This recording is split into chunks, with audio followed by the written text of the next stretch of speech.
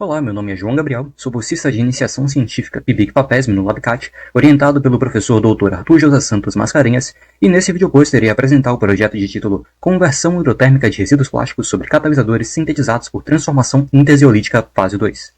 Plásticos são materiais poliméricos que possuem uma grande variedade de propriedades e são muito presentes no cotidiano. Plásticos podem ser resistentes, são bastante duráveis e não são biodegradáveis. Mas essas três qualidades que os tornam tão úteis também fazem com que seus resíduos possam levar séculos até serem completamente degradados, com o acúmulo de plásticos na natureza causando problemas ambientais gravíssimos, como a contaminação das águas, da cadeia alimentar e até mesmo do ar por conta de partículas de microplásticos. Uma forma de reduzir essa quantidade excessiva de plásticos no meio ambiente é por meio da reciclagem química para gerar outros produtos e insumos químicos como os combustíveis. Existem diferentes formas de reciclar quimicamente resíduos plásticos, como a gaseificação, a hidrogenação, a pirólise e a conversão hidrotérmica. Mas os diferentes tipos de plásticos e os custos energéticos envolvidos nesse tipo de reciclagem dificultam esse processo em larga escala. Uma solução para tentar otimizar a reciclagem de plásticos é o emprego de catalisadores, e nesse projeto optou-se pelo uso de catalisadores zeolíticos. Zeólitos são aluminosilicatos porosos da família das peneiras moleculares, e são muito utilizados na catálise devido a seus poros com características que variam de acordo com a topologia do material. Atualmente existem mais de 200 diferentes topologias zeolíticas catalogadas pela International Zeolite Association. Entretanto, a síntese de muitos desses materiais se mostra um desafio, necessitando muitas vezes do uso de agentes orgânicos direcionadores de estrutura para conseguir o zeólito desejado. Além desse método, existe a síntese por transformação interzeolítica, que consiste em converter um zeólito já preparado em outro por meio de ajustes nas razões ou no uso de direcionadores. Na literatura, os zeólitos normalmente utilizados para a conversão de plásticos são os zeólitos beta, o ZSM5 e o zeólito Y, ambos em suas formas ácidas. Também há estudos com relação à influência do tamanho dos poros, com materiais microporosos direcionando a produção de gases, enquanto os mesoporosos direcionam a maior formação de líquidos e sólidos. Materiais mesomicroporosos, no entanto, possuem a atividade e a acidez de materiais microporosos e a maior taxa de conversão para líquidos dos materiais mesoporosos. Esses catalisadores podem ser produzidos através da dessilicação de zeólitos ou pelo uso de direcionadores orgânicos, formando estruturas hierárquicas ou então estruturas híbridas. Com base nisso, esse trabalho se propôs a estudar a conversão hidrotérmica de resíduos plásticos, utilizando os zeólitos provenientes de transformação interzeolítica no intuito de obter insumos químicos com foco em combustíveis. Os zeólitos escolhidos como catalisadores foram o ZSM5 e o híbrido ZSM5-MCM41. Contudo, até o momento de gravação e edição desse vídeo, não foram feitos testes utilizando catalisadores, tendo sido realizados então apenas os brancos e otimizações no sistema de pirólise e de alta pressão. De start, o método da conversão hidrotérmica consiste em adicionar plástico e água em um reator de alta pressão e esquentar até a temperaturas supercríticas da água. Nesse sentido, a água se mostra uma escolha interessante, já que sob essas condições sua constante dielétrica diminui e ela passa a atuar como um solvente para os produtos do craqueamento do plástico.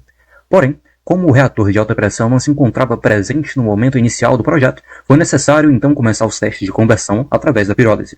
Nesse processo, o plástico é aquecido em um forno sob a atmosfera inerte e seus produtos, normalmente na fase gasosa, são condensados em um recipiente externo. Antes de dar início aos testes, foi feita a coleta do plástico. Vários resíduos como copos descartáveis, copinhos de iogurte, garrafas de refrigerante, de produtos de limpeza e utensílios de plástico, dentre outros, foram coletados. Entretanto, optou-se por utilizar apenas o PAD para os testes iniciais, uma vez que a literatura trazia esse plástico como um dos que possuíam a maior taxa de conversão para líquido em processos de pirólise. Assim, os resíduos de PAD foram cortados e então moídos com o auxílio de um moinho de facas. O sistema utilizado para a pirólise do plástico consistia em um forno tubular vertical e um reator vertical de quartzo.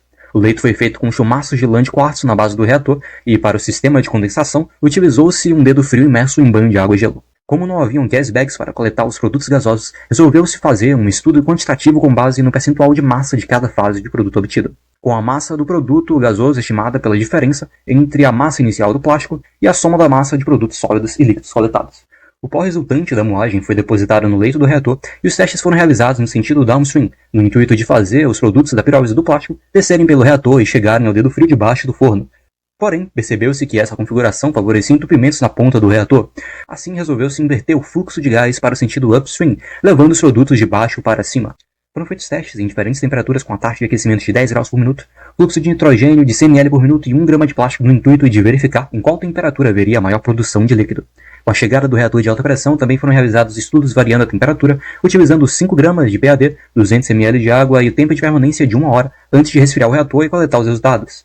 Não foi possível observar a formação de líquido em nenhum dos testes de pirólise, diferente do que já foi verificado na literatura para o PAD, onde já era possível observar a presença dessa fase a temperaturas entre 400 e 500 graus, enquanto no sistema de alta pressão essa varredura ainda não foi concluída. Os produtos da pirólise foram coletados em hexano e foram caracterizados por ATR. O reator foi então aquecido sob fluxo de ar sintético para queimar qualquer resíduo restante e deixado de molho em água sanitária para finalizar a limpeza.